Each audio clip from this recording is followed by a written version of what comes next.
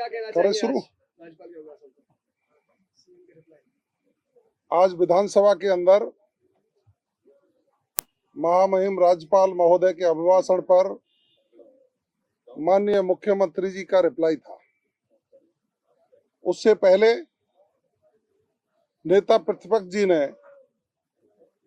अपना वक्तव्य रखा और वो वक्तव्य जिसके कोई मायने ना राजस्थान की जनता से थे, ना उनका कोई सकारात्मक सोच था, ना उनका विकासोन्मुखी सोच था।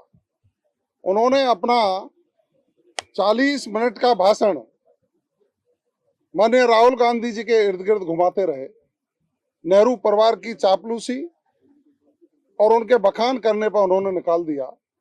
लेकिन मैं तो धन्यवाद दूंगा प्रदेश के मुख्यमंत्री जी को, आभार व्यक्त करूंगा प्रदेश के मुख्यमंत्री जी का कि जिस शानदार तरीके से माननीय राज्यपाल महोदय के अभिभाषण पर उन्होंने जो उत्तर दिया और विपक्ष धराशायी हुआ। विपक्ष जो जनता को गुमराह करने का कुत्सित प्रयास कर रहा था, उसकी चुनौती उन्होंने स्वीकार की और उन्होंने कहा कि आइए, यदि आप में दम है तो 5 साल बनाम 2 साल के डॉक्यूमेंट पर सदन में चर्चा करेंगे। सदन में वो क्या चर्चा करेंगे? कांग्रेस के पिछले 5 साल तो उनके काले कारनामों से पूरी उनकी किताब भरी हुई है। भारतीय जनता पार्टी का शासन और प्रदेश के मुख्यमंत्री आदरणीय भजनलाल शर्मा जी ने 2 वर्ष में इतना विकास कराया कि वो 5 साल क्या, वो 10 साल भी जोड़े तो नहीं करा पाए। चाहे हम युवाओं को रोजगार देने की बात करें, चाहे महिलाओं के उत्थान की बात करें, चाहे किसान को समृद्ध करने की बात करें। किसान सम्मान निधि में 5 वर्ष में 12,000 करने का उनका संकल्प, जिसको 1.5 गुना तो कर ही दिया, 9,000 कर दिया। और हमारा संकल्प है हम उसको 12,000 करेंगे। माननीय मुख्यमंत्री जी का ये सोच, गरीब कल्याण की योजना धरातल पर लाकर गरीब के उत्थान की बात माननीय मुख्यमंत्री जी ने अपने प्रत्युत्तर में कही है। निश्चित रूप से राजस्थान विकास की गति दौड़ रहा है। आज राजनीतिक राजस्थान का एमओयू धरातल पर आ रहे हैं, काम हो रहा है, विपक्ष के पच नहीं रहा। और पच नहीं रहा तो बीच बीच में देखा होगा माननीय डोटासरा जी की जो स्प्रिंग लगी हुई है, वो बैठते ही नहीं है, बार बार खड़े हो रहे थे, बार बार खड़े हो रहे थे। और तब माननीय मुख्यमंत्री जी ने कहा कि आप अपने गिरेबान में झांक करके देखिए, आपने पिछले 5 वर्षों में राजस्थान को किस तरह से 50 साल पीछे ले गए। पेपर लीक की घटनाएं, घोटाले पर घोटाले, कानून व्यवस्था ध्वस्त थी, दुनिया भयावह स्थिति में जी रही थी, राजस्थान को रेपिस्तान लोग कहने लग गए थे। डोटासरा जी के ये दिमाग में नहीं आया।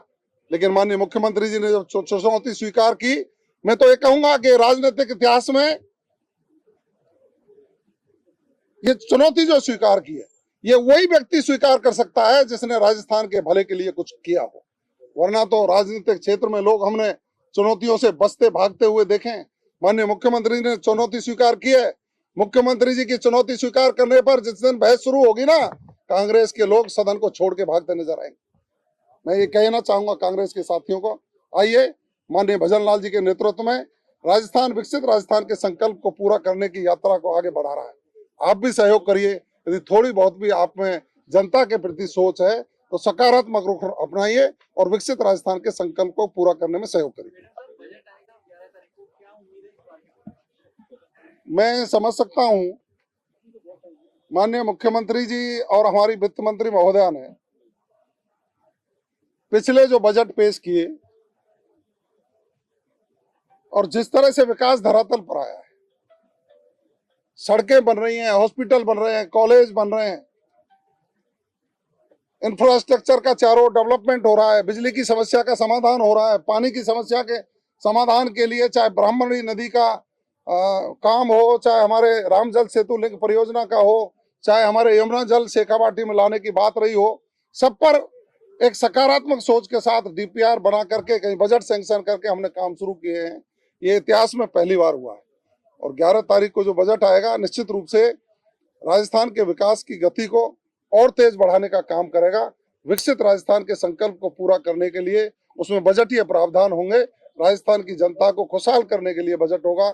युवा हो, किसान हो, महिला हो, गरीब हो, व्यापारी हो, सभी वर्गों के खुशहाली के लिए बजट प्रस्तुत किया जाएगा। धन्यवाद। लेकिन मैडम साहब, क्योंकि विपक्ष यही तो कह रहा है कि आपके काम धरातल पे तो नजर ही नहीं आ रहे।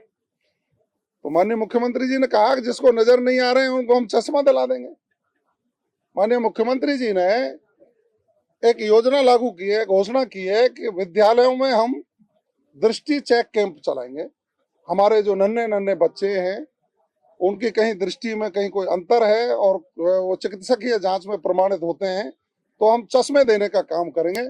और विपक्ष के साथियों को यदि राजस्थान में विकास नजर नहीं आ रहा है तो उनको भी चश्मे देने का काम सरकार कर देगी, लेकिन विकास को देखो और जनता के साथ खड़े हो।